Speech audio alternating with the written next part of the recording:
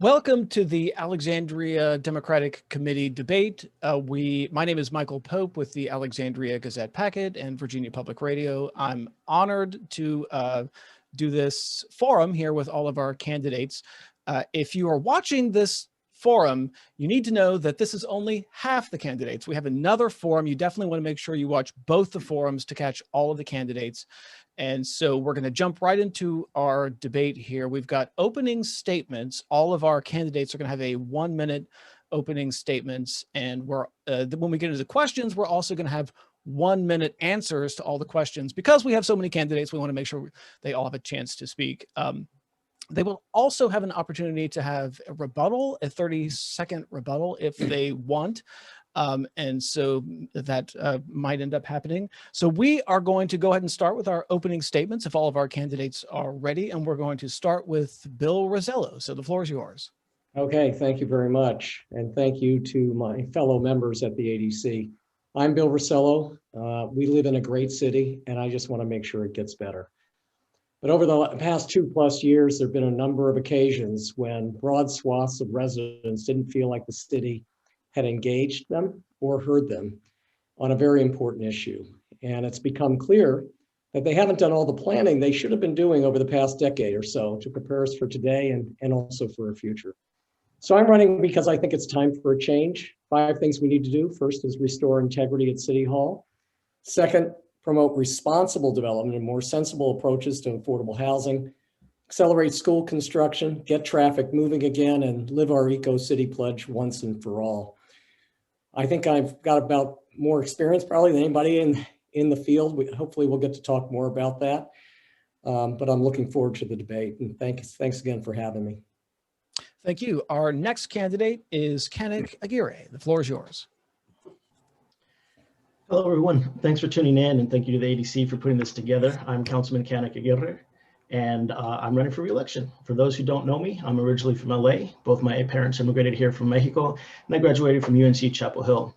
I dropped anchor here in the Port City in 2011 and began what is now almost a decade of service to Alexandria residents. I started off serving 3 years with Alexandria City Public Schools, where I had the opportunity to explore and learn the different neighborhoods in our community and work with a variety of nonprofits and city agencies. This was especially useful for 2 major events in my first term, the census and our COVID response. I successfully led the city's 2020 census efforts to achieve a 100% count, securing millions of dollars for our roads, schools, businesses, and families for the next decade. And during the pandemic, I made sure our limited resources were placed where they were needed most. The pandemic showed us just how important local government is, and this is why Alexandria needs proven leadership to guide us through an equitable recovery. To get involved in my campaign, you can visit canekforcouncil.com, and I hope to earn your vote by June 8th. Thank you, Councilman Aguirre. Our next candidate is Mark Shiffer. Thank you, and thank you for all for joining us and having me with you today. My name is Mark Leo Shiffer. I'm a tech executive bringing experience as a professor, a scientist, and an engineer, not just solving problems, but building teams to solve problems and making sure that the solutions that they propose make sense. While there are many challenges facing our city that I'd like to address, flooding and infrastructure has to be the #1 priority. Additionally, I'd like to see universal pre-K. I'd like to address affordable housing, ethics, and transportation. I believe we can do these better. But most of all, I want to put my experience to work for you, to enable you, the citizens of Alexandria, who are engaged and thoughtful, to help make Alexandria the city that you want it to be. Thank you. Thank you. Our next candidate is Meronne Teklu. Thank you to the ADC for hosting this forum. My name is Meronne Teklu. I am born here in Alexandria. I was raised in Northern Virginia, and I currently live in the West End, where over 45% of residents come from immigrant backgrounds.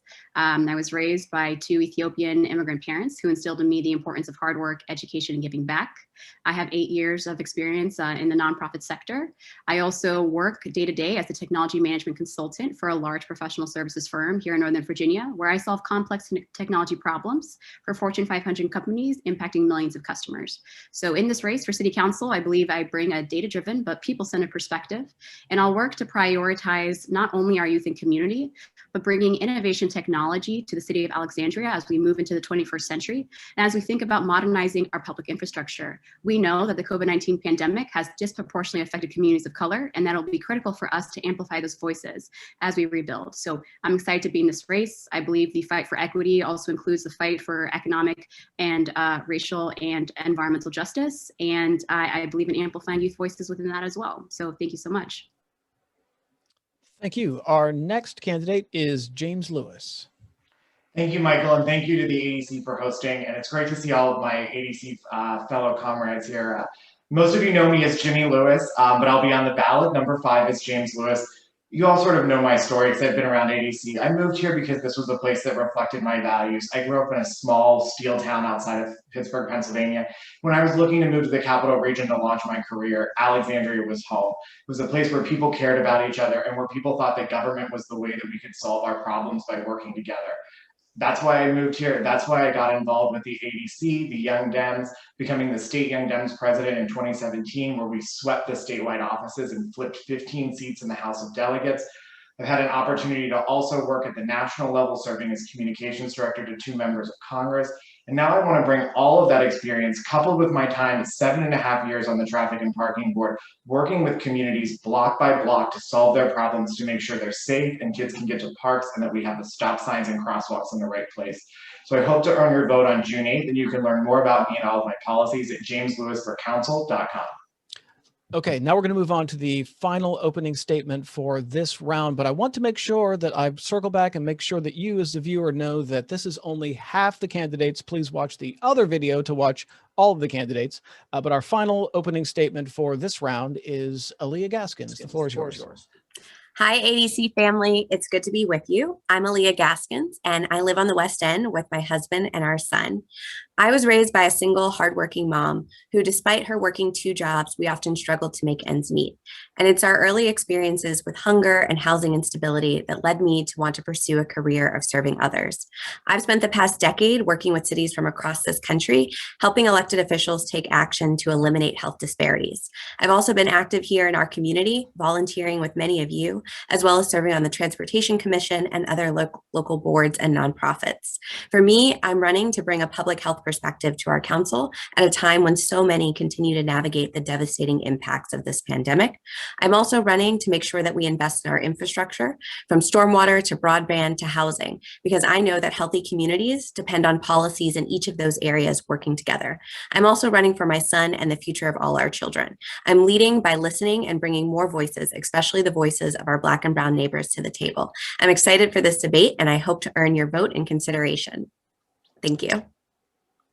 Okay, great. So that was it for opening statements. We're now going to go on to our first question, which is this. So the Alexandria City Council, sort of the bread and butter of the City Council, is growth and development. So I want to ask a question about sort of the philosophy of growth and development. I want to ask a question about parking minimums versus parking maximums, and what you think might happen in the next 3 years or the next immediate future in terms of, if you see development coming to the City Council, would you be in favor, generally speaking, of a parking minimum or a parking maximum? In other words, if there's 30 parking spaces, is the 30 a minimum? And you have to have 30, but you could have 35 and that's okay. You could have 40 and that's okay.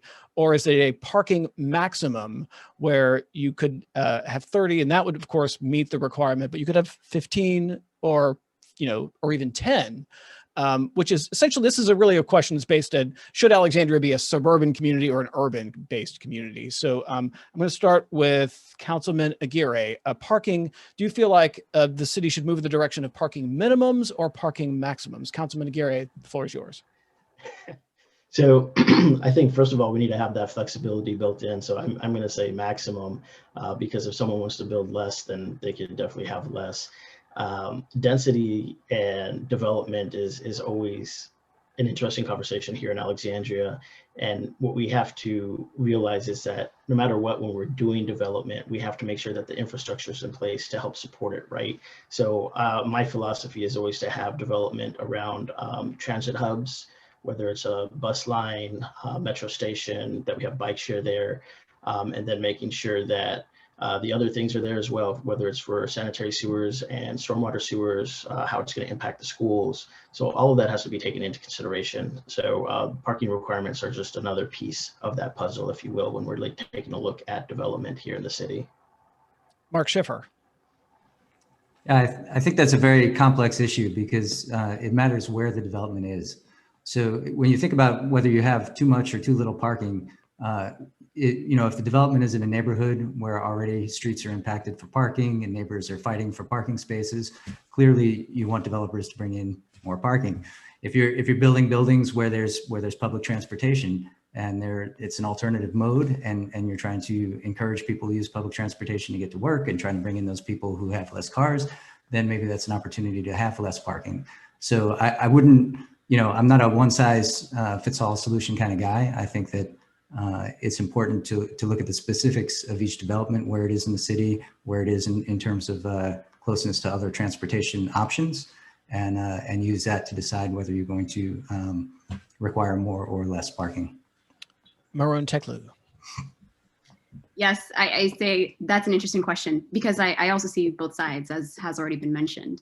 When I think of new development, I do recognize the fact that we will need to ensure that we have sustainable and enough parking for our residents, while also mindful of the conversation around investing in multimodal transportation here in Alexandria. So as Councilman Aguirre already mentioned, ensuring that we have adequate supply of bike sharing programs, as well as electric scooters, as well as affordable modes of public transportation will be critical with any new development project here in the city of Alexandria. So I don't think it's just a vehicle conversation, right? Because that eliminates all other potential modes of transit, especially when we think of low-income residents who may not be able to afford parking or may not be able to afford having a vehicle. So I think when we think about equity in new development projects, we also need to think of the neighborhoods that was mentioned that we're building in, and ensuring that we are supporting both sides of that and not contributing more to the traffic congestion that already exists here in Alexandria, but ensuring that we have various modes of transportation.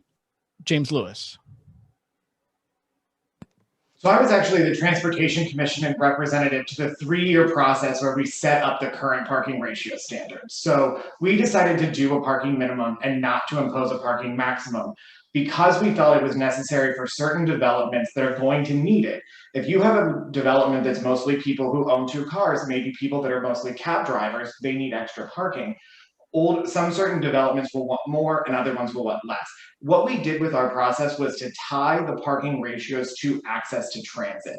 And I think that's the right solution. We did that 3 years ago. We did this on the residential side. We did this on the commercial side. There's a couple pieces of it that we haven't quite finished doing as a city. One of which was how do we share parking when when people aren't using them. So when office isn't being used, how do we make sure that that parking is potentially available for residents who may have commuted to work?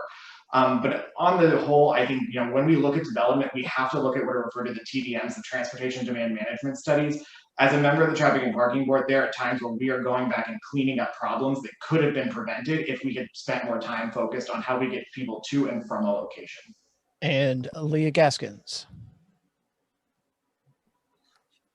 When it comes to development, I think that we have to be asking the question of what's the type of city we want to be and what are the tools that are going to help us get there. I think parking is only one piece of that, but what I would say is that as we're making these decisions, it has to be made in context. An important part of that context is access to transportation and the mobility options that are available.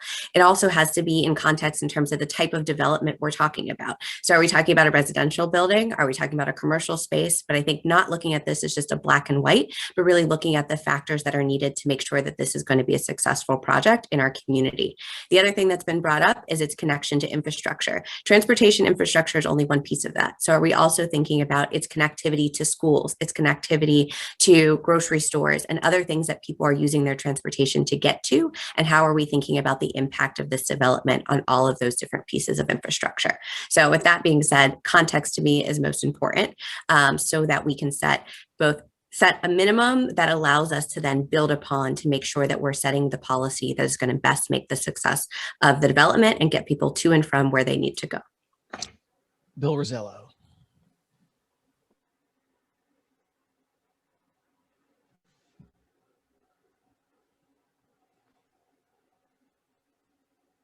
Bill, you're on mute. Thank you. So it's a very tactical question that's been posed here. And as a management consultant, I always tend to start at the top, which is what's our strategy? The question was whether we should be, the other question was suburban or urban. The answer is yes. We have been urban before, and we are also suburban. One of the beautiful things about Alexandria is whatever type of living situation or type of neighborhood you want to find, you can find it. You want a vibrant one, you can find it. You want a high rise with a pool, you can find that. You want a single family home, you can find that. So those are the things we have to really focus on in terms of start with that question, what city we want to be. And then in terms of development, my big concern is that we're overdeveloping right now. So I think it's time to take a little bit of a pause and rethink the strategy in terms of a minimum or maximum. I agree with Mark and Jimmy. We should probably do some analysis on the site, the area, and any existing analogs that are in those areas to determine how much are people using vehicles. Okay, our next question is about a topic that you hear a lot of talk about on the campaign trail, which is affordable housing. Wanted to sort of focus on where do you put it? Okay, so we want more affordable housing. Where does it go? And I wanted to get the candidates to get a sense of what's too far. In other words, would it be appropriate to put affordable housing in an accessory dwelling unit? Would it be too far to co-locate affordable housing with schools? So wanted to ask the candidates on these two issues, affordable housing on accessory dwelling units, affordable housing on co-locating at school sites. And I want to start with Mr. Shiffer. Yeah, so I am in favor of accessory dwelling units, although I think the policy as passed by the city didn't take into account the effects that they were going to have. So that particular policy, it exempts space that's outside of your dwelling from the floor area ratio for the extra housing, but not space inside an existing dwelling, which sort of incentivizes people to build more impervious surface, which then leads back to our flooding problems and sewer and infrastructure problems. So aside from how it was implemented, I am for affordable housing in accessory dwelling units. In terms of housing co-location with schools, I'm not for that. I think it's a bad idea. And in fact, like affordable housing is something that I'm particularly interested in. And I prefer a more private public partnership. I have details about that on the website, but I think there are other ways that we can approach this problem than how we've been doing it. Meronne Teklu. I think this is an excellent question. When we think about the affordable housing crisis here in Alexandria, we know that since 2000, 88% of affordable housing units have decreased, and that as we grow in our diversity, that it is important to have inclusionary approaches to this housing crisis. And so I wouldn't be opposed to co-locating housing on schools. I would be interested to explore other means of co-location, perhaps what we've seen in other cities across America, which is co-locating affordable housing with public libraries, with other public institutions that are funded by the city, funded by the state. I'd be open to that approach. I think there's a lot of innovative ways that we could look at this, and we'll have to work together as a city to reimagine that. But addressing this is key. And we know that with the new Amazon headquarters coming to neighboring Arlington County, that more and more communities of color will be displaced. And so being proactive in that, taking a stand for our communities of color and our minority folks will be important. And I am eager to champion that on the council if elected. James Lewis. So specific to ADUs, I think we're on the right track. Is it a perfect policy? No. But I think there are ways that we can make this, something that will work and will help us move in the direction of solving it, because we do know that we need an all of the above approach. Specific to co-location, I do not favor that tool in the toolbox with schools because we're over capacity already. We need that land for our students.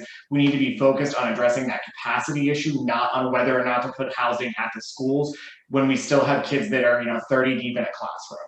Until we solve that problem, that's not really something that should be on the table. I do think that co-location with the firehouse, as was done in Potomac Yards, is a great idea and a fantastic use of city resources.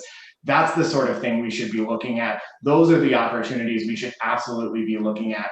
On affordable housing, I think the one piece of the conversation that's, frankly been a little underfunded in my opinion is the affordable home ownership. That's the way you build stability. That's the way people generate generational wealth that provides stability for students in schools and for seniors. There's one program in the city dedicated to it, and 35% of the costs are consumed by staff. So it's really not a particularly effective program. Alyia Gaskins. When it comes to affordable housing, I would like us as a city to start talking about a much more comprehensive strategy.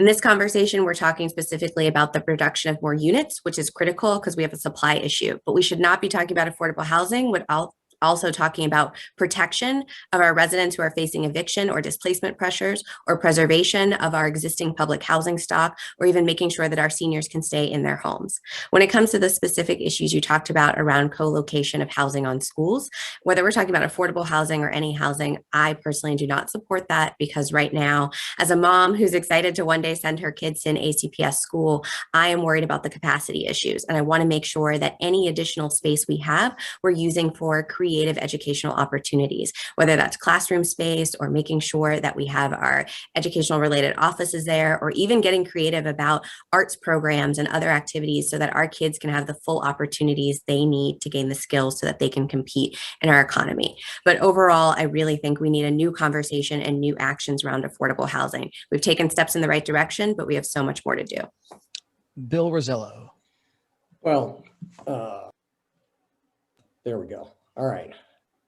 Well, housing affordability is one of the key challenges we have in the city. Mike, the question I have had for a long time and I can't seem to get answered is, what is the real demand for affordable housing? The demand will tell us what the solutions should be. If the demand really is 15,000 Alexandria families looking for affordable housing right now who would qualify, we've got a huge problem. If, however, it's not that big, it might lead us to moving more towards increased subsidies for folks who are being priced out, who already live here. And my focus would be on the people who live here first and foremost. I don't think the city discriminates between residents and non-residents. I think we need to favor residents and people who have a historical tie to this community. That's what builds fabric. I am totally against ADUs. I've talked to people in all kinds of neighborhoods who don't see any benefit whatsoever coming from that, particularly in the Airbnb era. And so there we are. And Councilman Aguirre. So, this council and I voted in favor of ADUs, so you can kind of see where I stand on the ADU policy. I do believe that as it's moving forward, we'll be able to adjust it as needed, but it is another tool in the toolbox. As we've been talking about, affordable housing has been an issue since I got here in 2011 and before then as well. So we really do have to take an all hands on deck approach with this. And when we talk about co-location, honestly, it would be irresponsible of us to not be considering everything that's on the table, right? So we look at, well, can we put housing with schools? Can we put rec centers with schools? Can we put a health center with the school, right? So we have to be able to make sure that we're looking at all that. And if we decide that's not the right option, then it's not the right option, right? And I just want to point out, right, when you look at our schools, Tucker is directly across the street, right? At Jefferson Houston, right next to it is public housing. We've got housing next to our schools all over the place. So it's not something that's, not normal. And there it is. All right. Our next question is about something I see a response from Alyia Gaskins. The floor is yours. It wasn't a response to Canek, but earlier I think one of the candidates mentioned making sure that we favor local residents. And I think it's important to make sure that we're also bringing folks with the experience to share other ideas of how we get there, because a local preference policy is a violation of fair housing laws. But what we can do is do creative things like in Fairfax County, where they've put together, or they're working on a database to connect those landlords who want to rent to people who need affordable housing with those who are looking for housing and doing that matching. There's also other innovative solutions that we can do, like separate funding to be able to do like live local programming, but that requires a different funding stream. But it's all opportunities, and I think bringing those ideas is critical. I was the one who said we should favor locals. There is nothing in the Fair Housing Act that says that, and I have that on good authority from the people who are on AHAC. So there's that. I would also like to say that co-location, I think I'm the only person in this debate tonight who's had their kids go all the way through K-12 in the public schools. And speaking for parents and former parents, there are safety issues and concerns, but also the land around schools is it's a centerpiece of a neighborhood, and it's where kids play and people recreate, and that should be sacred territory. All right, time's up on that response. Anyone else want to jump in here? Yeah, I mean, it bothers me when this security issue gets brought up, because we're not saying the school is going to be on top of the housing or the housing on top of the school. You know, school land is school land. So if it's located next to it on the same land, that's very different. And these security issues, I think, is just a dog whistle. I'm sorry. Okay, anybody else? Hearing none, we're going to move on to the next topic, which is something that I'm positive all of you have heard about on the campaign trail, which is flooding. The city has had a lot of problems with flooding in recent years, and it seems to have increased here quite recently.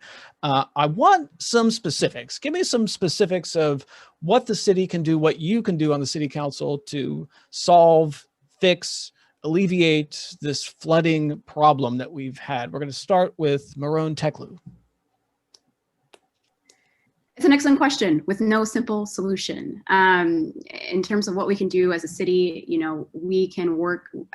I first want to start, what is the cause? What is the root cause of flooding, right? We talk a lot about root cause analysis on this campaign trail. So what is the root cause? I believe it is, you know, we know that supporting our environment is critical and that we need to act locally while thinking globally.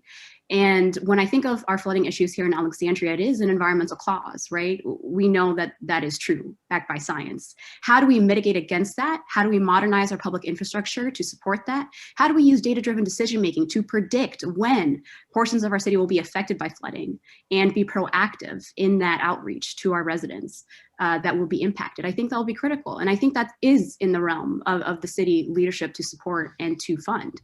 And so when I think of how do we mitigate against floods, I think we need to take an innovation mindset to that. I think we need to look long-term instead of adopting short-term solutions and ignoring it, and instead utilizing our funding now as part of the American Rescue Plan to modernize our public infrastructure and help support that. James Lewis.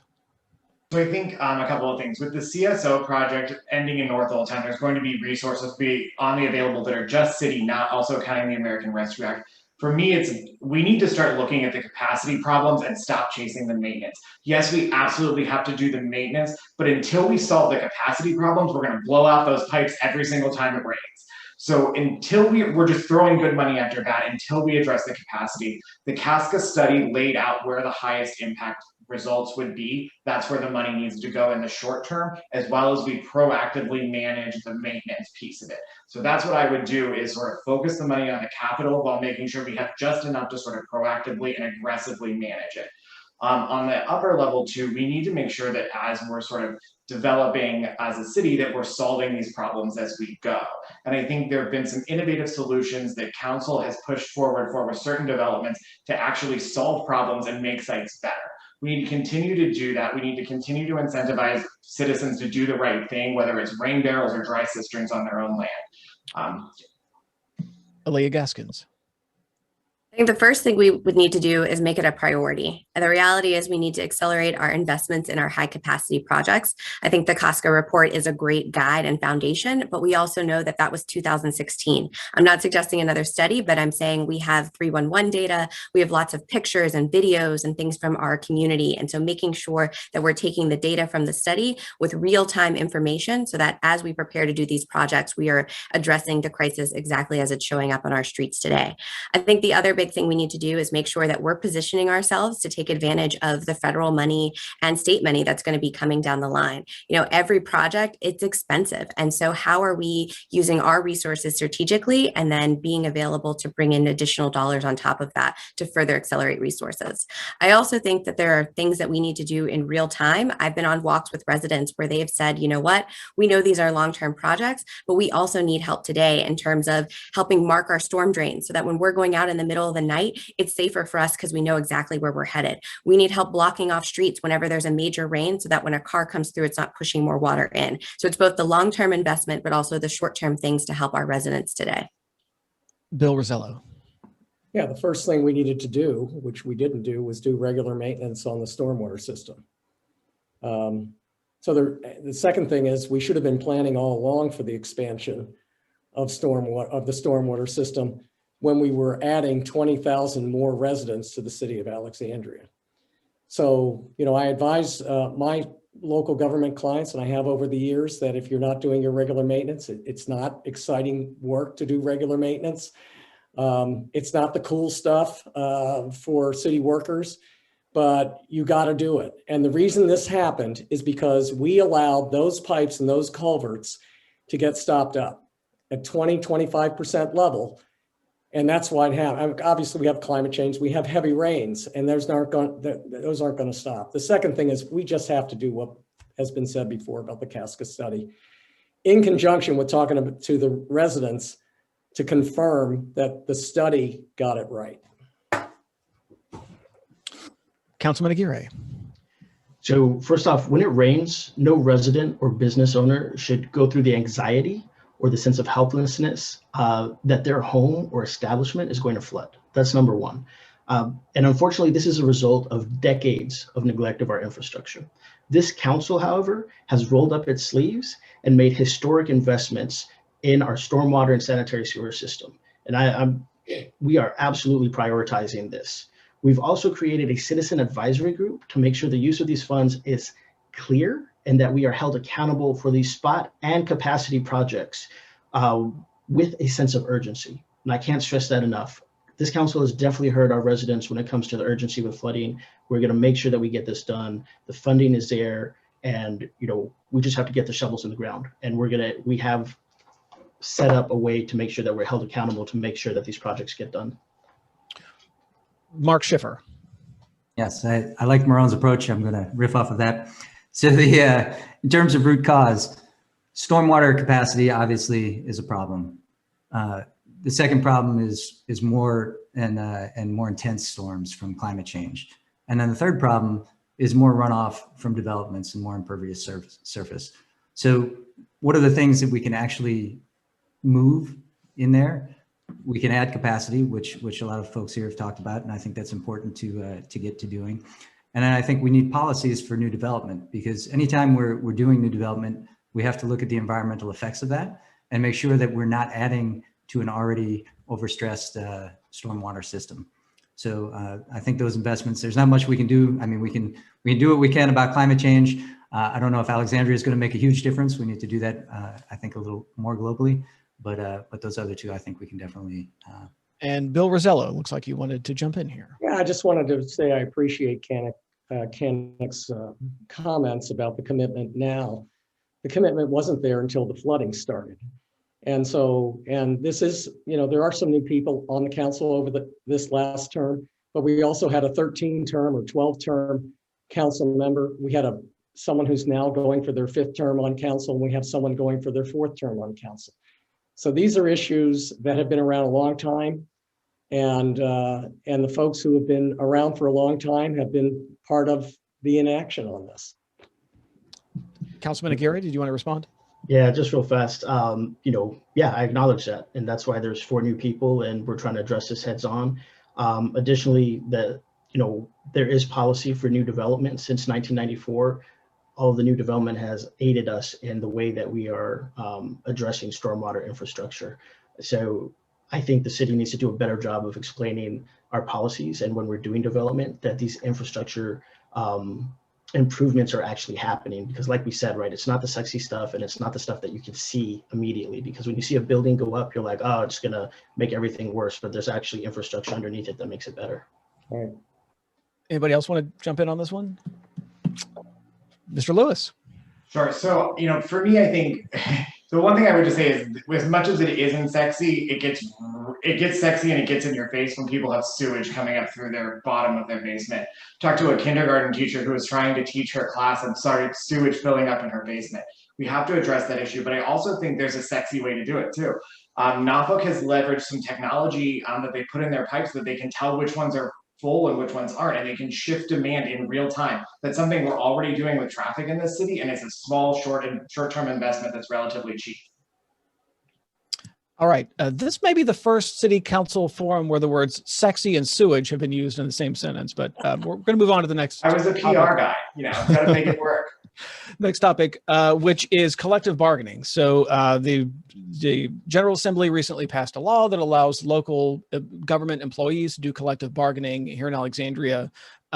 There is the ability to do collective bargaining on working conditions, but what there's not an ability to do collective bargaining on is discipline, discipline of individual employees.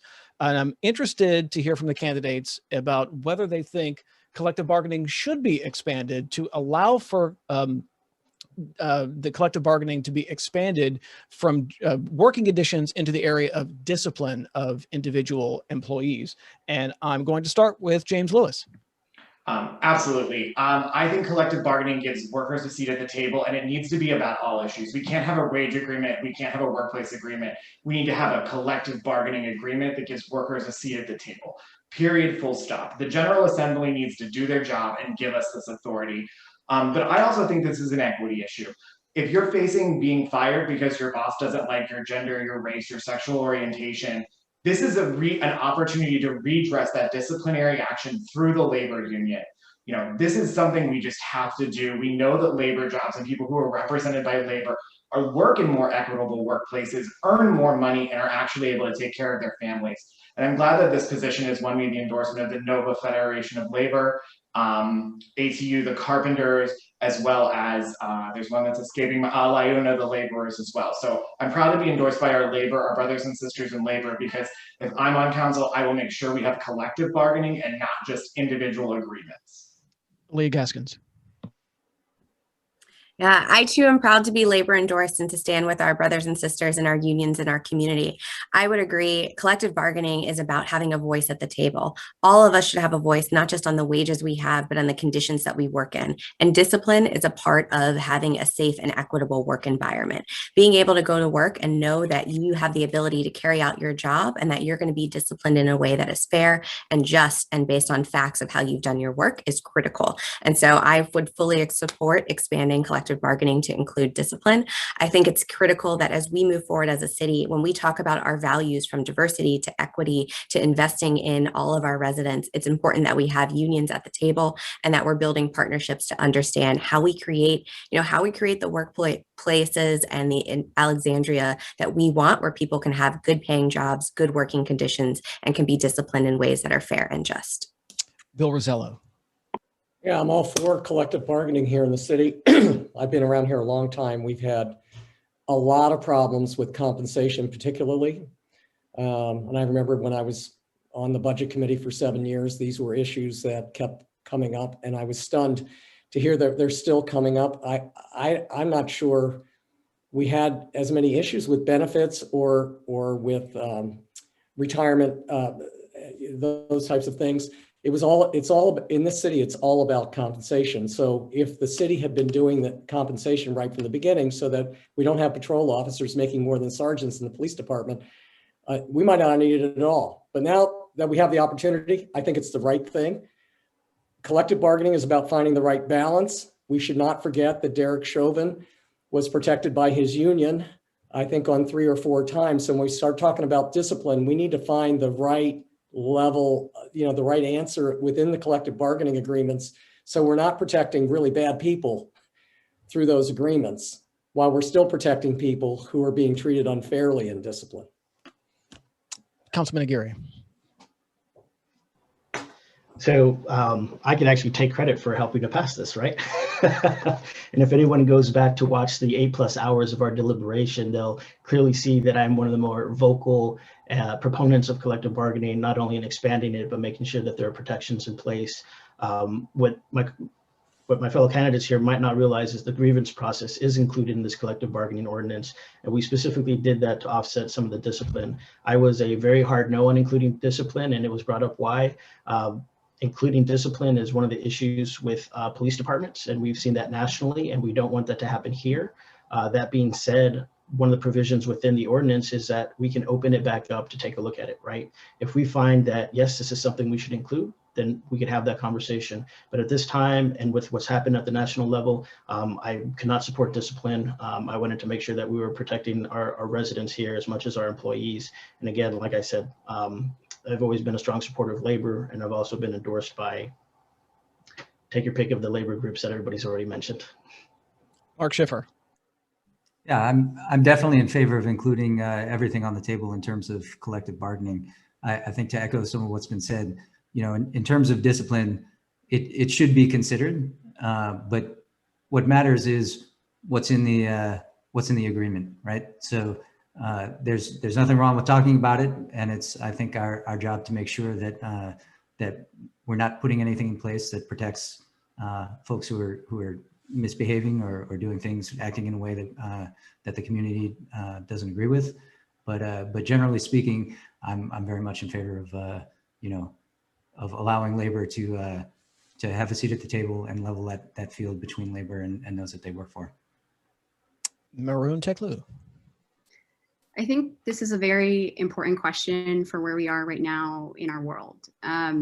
I am in full support of collective bargaining and the right to unionize. I think it's important to have that voice in your workspace. And as we fight for a livable Alexandria, you know, unions are the backbone of that. And so as much as I am in support of collective bargaining, I also want to recognize that in this moment of Black Lives Matter, it's important that we hold folks accountable. And luckily we saw that in the George Floyd case. But unfortunately, more often than not, we do not see that accountability. And so I would put discipline on the table. I believe it's important as we fight for equality, as we fight for equity here in Alexandria, that we include that perspective as well. And that we don't allow quote unquote bad apples to fall through the system, and that we hold our peers, our fellow employees accountable as well in that. And so including that in the collective bargaining ordinance, I believe would be I would be of support, and I believe that's important as we fight for equity here in Alexandria.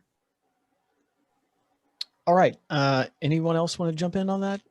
Hearing none. Okay. So the next question is about a topic that, again, I'm sure everyone is hearing a lot about during the pandemic, which is broadband and access to broadband, and perhaps more particular to Alexandria, competition. So the Alexandria has a lack of competition. What, if anything, can the city council do to increase competition for broadband service? I'm going to start with Alyia Gaskins. Yeah, I think this is a great question, because you're right. In this moment, in the pandemic, I think it has exposed so many gaps in terms of the digital divide, both from our students trying to connect to get online for their classes, to our businesses trying to figure out how to digitize and move some of their services online. I think that when it comes to figuring out what we can do to compete, this has got to be our top priority. And I think we have an opportunity, unlike any other, as I mentioned before, with as we think about new investments in infrastructure from the federal level to all of our governor candidates have also been talking about broadband expansions. We are at a point right now where we are looking at how to lay down municipal fiber and really thinking about ways that we can connect both our city and public school buildings. I think as we do that, we should be thinking about how do we not create multiple disruptions and dig multiple times, but this is the chance where we start to really think down what's the private sector's role as well. And so that we're putting down both options that expand our municipal capacity, but also make sure that our residents, the private sector and businesses are able to benefit from that new infrastructure investment as well. Bill Rosello.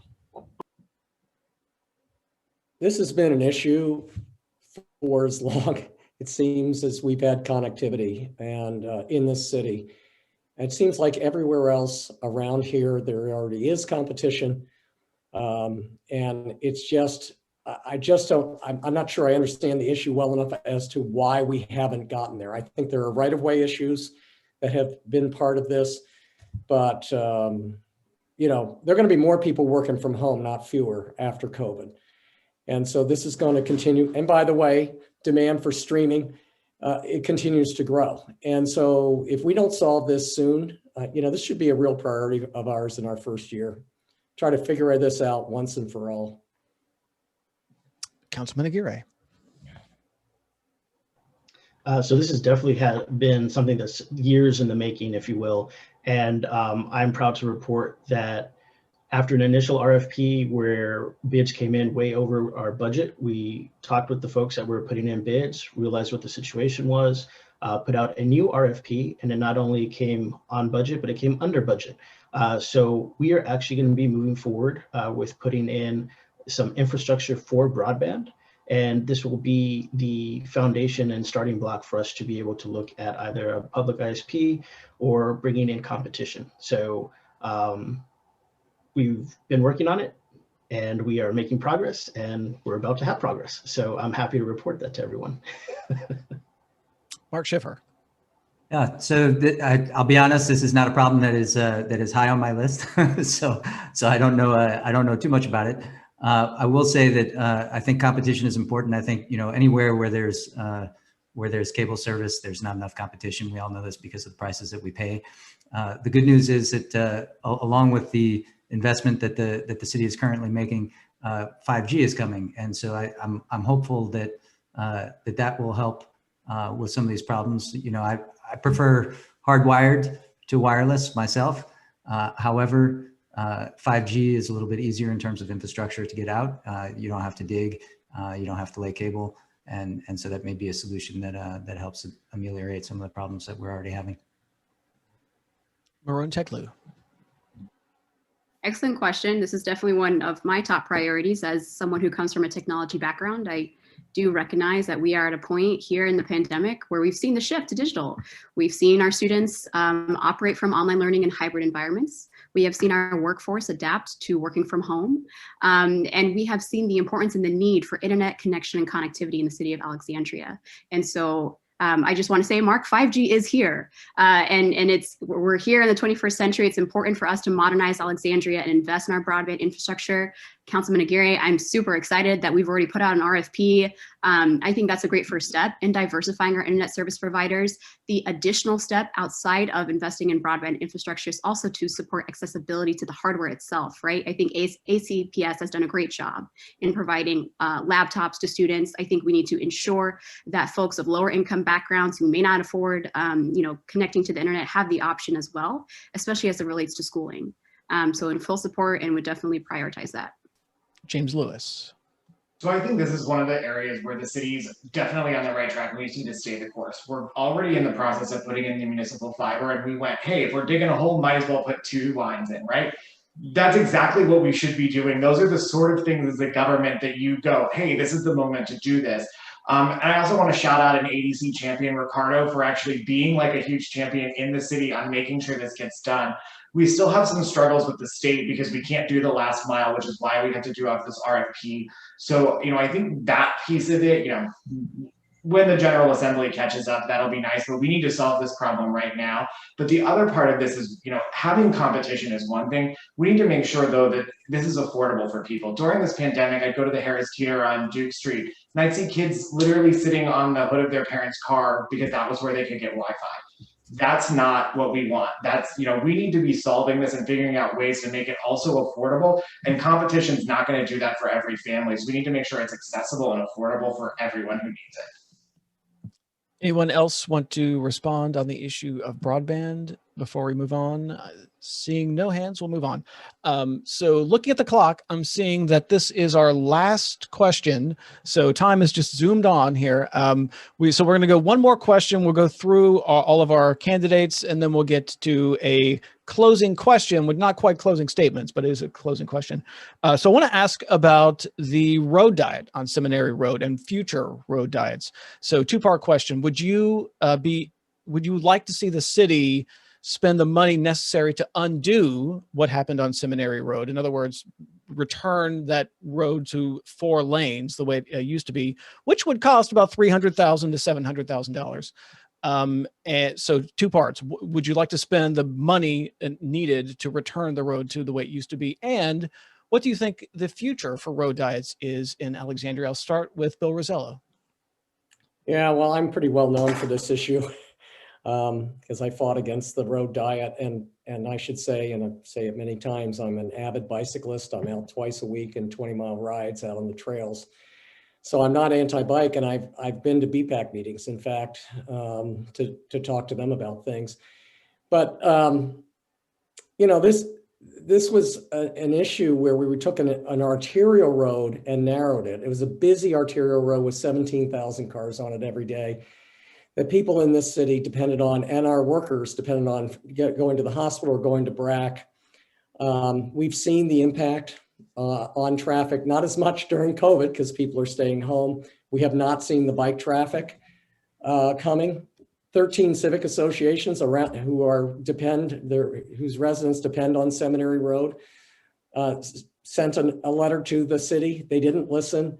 The Traffic and Parking Board did vote against it, and it was a very rare thing for that to be then taken up to City Council, and a very strange way of doing it 4 or 5 months ahead of time, announcing that. The future of road diets, I'm for them where they make sense, and I'm against them where they don't, particularly on major arterial roads. So I want to get to Councilman Aguirre, but before we do, Mr. Rosello, would you be in favor of spending the money to return the road to the way it used to be? Absolutely. Okay. But with one proviso, there have been some good safety improvements, and we should definitely do that. We should also note that there is no bike lane for about a third of that stretch going eastbound. So I'm not sure what this was really intended to do. Councilman Aguirre, you voted in favor of this. What's your thought on this? I absolutely would not spend the money to revert it back to the way it is. First off, part of the reason that we were doing this was to improve access for all road users, right? And if someone, I mean, on a day like this, if you go out there right now, you're going to see people walking their dogs, walking their babies, on bikes, on scooters. Most people don't see this because they just drive through it. And because it's a small stretch, you get through it in maybe 30 seconds to a minute, right? But if you spend 30 minutes on there, you'll really see how many people are utilizing it. And even though 13 civic associations contacted us, those weren't the only folks that were contacting us. We were getting plenty of people that live right here in Seminary Road that were contacting us saying, please do this, including people that live directly on Seminary Road. So I think when on council, there's a lot of information that you're getting that other people don't necessarily see. And I just want to say that we were trying to weigh everything that we were looking at. And I'll say that, you know, even post-pandemic, I think that this is a street that people have rediscovered and have created a sense of community there, and will maintain that. And Mark moving Shiffer. forward. Sorry, Mark Shiffer. So generally speaking, I'm not for road diets. I think that there are better ways to get people out of their cars and into alternate modes of transportation. And it's you know, taking a product approach. Apple doesn't beat you over the head to use Apple products. They make their products easy to use, and then you go out and spend lots of money for the pleasure of using them, right? And so I think it's the same thing here. In terms of spending the money to move it back, it's sort of a loaded question. We're definitely not going to put it back to the way that it was. But I think there was a solution that the city didn't look at, where they could have 4 lanes of traffic, they could have bike lanes, they could have a safe sidewalk, they could have all of it. and that I would be in favor of spending the money to do. I think it's important for people to feel safe when they're walking or biking.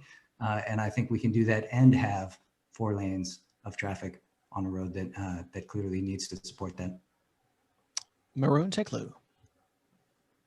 I wouldn't use the money to go back and redo the project. I don't think that would be future forward looking. But what I would like to explore is how can we implement more data-driven decision making about what streets we target for these road diets. And I know our city has done a lot of due diligence around that.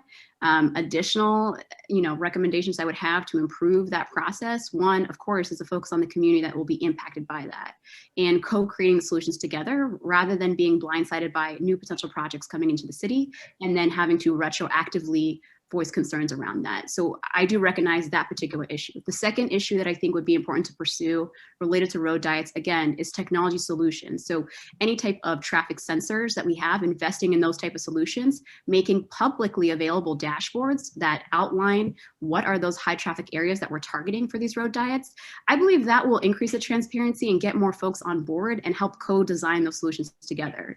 So future forward, not backwards, and that's all the time I have. James Lewis. So I'm one of the candidates here who actually has voted on this. I opposed the Seminary Road on the Traffic and Parking Board largely for 2 reasons. we shouldn't end bike lanes at an interstate, and we shouldn't end bike lanes at a known unsafe intersection. There was just an accident at Quaker and Seminary this week. We're not managing that infrastructure properly, and that's really my problem with this. It's the same reason I oppose the lower King Street, because dumping people down a 10% grade at the King Callahan-Russell intersection, which we know is unsafe, is a bad idea. We're now 7 years after those bike lanes went in, we're just now going through the process of redesigning that intersection. So we actually incentivize what we know was dangerous behavior. But I say that as someone on the traffic and parking board who, I pulled the numbers, I voted for 70 to 80% of the other projects. I think they make a ton of sense on places like Wheeler. It was a great decision to do it at Wheeler. It was a great decision to do it on Commonwealth. These were ways to slow people down, expand access. And one of the other things we did was we also made it safer for drivers, because the bike lanes daylight the intersection and let drivers see as they're making those turns. Alyia Gaskins.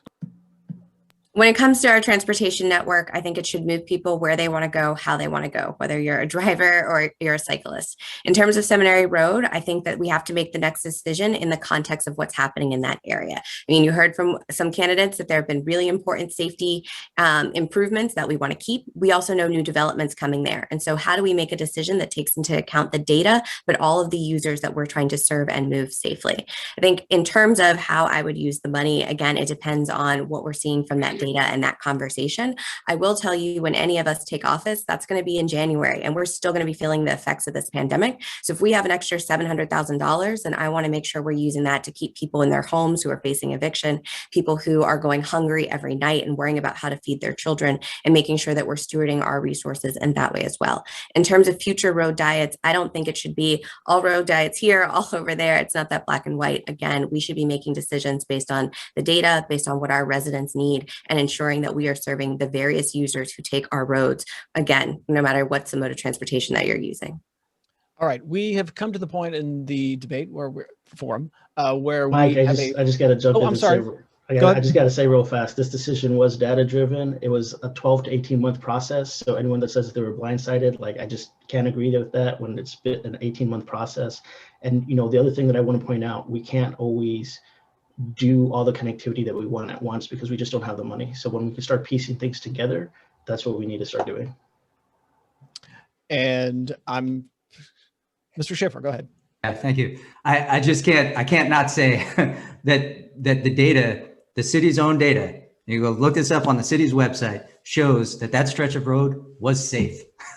There were no KSI accidents in the period of time that the data that the city has on their website for that. So to say that this is a data-driven decision, I can't let that go by and not make a lot of noise about that. If it was, then whoever did that does not understand data. Mr. Lewis. Yeah, I understand that connectivity is part of the process, but we shouldn't be designing things that we know are unsafe and that we're being told are unsafe by at least some of the staff who's willing to talk to TNP board members without their boss standing behind them because they're not carrying the party line. And that's the thing that bothers me the most about this process, was there were people in city staff saying this is a bad idea, and those voices were suppressed. Okay, I'm positive lots of people want to jump in on this. We're kind of running out of time. I'm going to ask the final question now, which is not quite a closing statement question, but it is something that I hope you will take an opportunity to sort of wrap up your pitch to voters, which is this. When you are no longer on city council, looking out into the future, so after you've served your Del Pepper length, term on the Alexandria City Council, what do you think your legacy is going to be? What do you want your legacy to be on city council? And I'm going to start with Councilman Aguirre. That's actually an easy one for me, and it's accessibility, especially when we talk about communications and multilingual, multimedia communications. One of my pet peeves coming onto council was that we did a good job of communicating to certain parts of our residents, but not to all our residents. And the pandemic basically just highlighted the issues that we had with this all the more. And one of the things that I've been asked before is like, what's something that you don't want to see happen moving forward? And I don't want us to go back to business as usual. And so we are really moving in a positive direction with that. So one part is access with some of that, and the other part is the equity work that we're doing. There's a lot of really great things that are happening right now in the city, and equity just impacts so many different aspects. And so I just want to say that, I'd say access and equity are the two things that I want to be known for once I come off council. And there are tangible things that I've done that will have lasting impacts to change the systems that we have here in the city. Mark Schiffer. Yeah, thank you. I think that's a great question. I think Alexandria is a great city, and the biggest advantage that Alexandria has are its citizens. It's got some wonderful, engaged citizenry, and so what I'd like to see is I'd like to see the city come together more in terms of the city council and the city staff listening more to residents, people being happy with decisions that are being made. I think that there's so much more room for compromise than what's actually being explored. There's ways to, I think, if not make everybody happy, at least make most people happy. And so I think what I'd like to see most of all is that, over time, that everybody stops paying attention. Things are just running well as they should. It's a city, right? Like we have basic services and things that we should be providing. And when that's done well, people stop paying attention. That would be a good thing. Meronne Teklu. I would say, Michael, the most obvious one for me in terms of if elected to council, I would be the youngest elected member of Alexandria City Council. And so for me, recognizing that generational change is important, while also recognizing that there's been many, many folks before me who have been doing this work for generations. And the power of our communities is very important, as well as grassroots organizing. And so if elected on council, my priority would be fighting for an Alexandria for us all, living out our values in the All Alexandria Resolution, and fighting for equity, I believe, would be our #1 North Star. And utilizing innovation and technology to solve some of our complex problems related to the housing crisis, relating to modernizing our public infrastructure, and new modes of active transportation. So those are a couple of the things that would be top priority for me, in addition to amplifying and elevating our diverse community and growing community here in Alexandria. James Lewis. I hope my legacy is I'm the guy who did something. I've been around the city for 10 years. We've been talking about affordable housing. We're still talking about it. We've been talking about overcapacity at schools. We're still talking about it.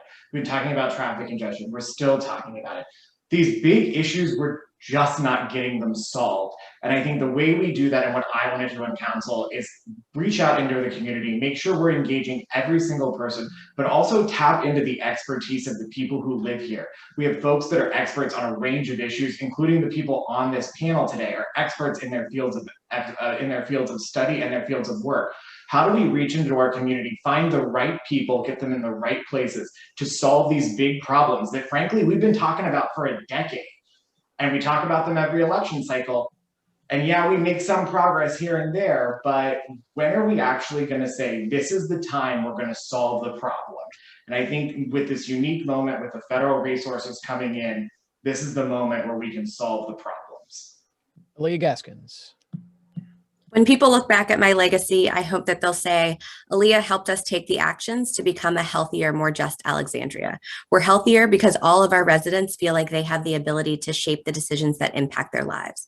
We're healthier because we have housing that is safe, energy efficient, and connected to open spaces, good jobs, and affordable, reliable transit. We're healthier because you can feel the joy in our streets because we celebrate our diversity. We have taken the actions to be a more equitable community, and we have a thriving arts and cultural community that really lifts up and tells the story of the Alexandria that we love, the Alexandria that we're taking investments in to become. And because of that, we can take a deep breath because we're healthier physically, mentally, and socially. And Bill Rosello. Yeah, well, if I stay around as long as Del Pepper, I'll be 98 years old, so I'm not planning on that. But I'd like to be known as the guy who changed the culture in city government, from talk to the hand to talk to me and we'll try to get you what you need and not take away what you value.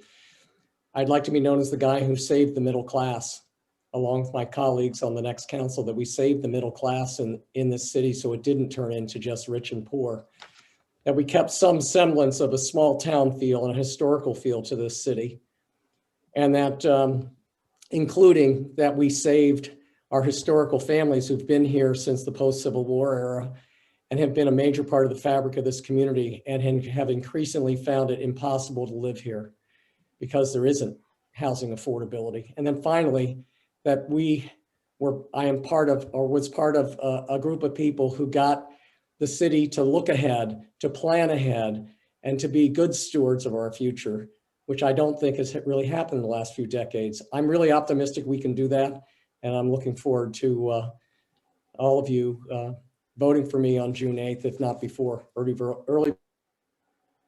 Okay, well, that concludes the forum for this round. If you're watching this video, please remember that there is another, these are only half the candidates you've seen. We have another forum that you definitely should watch.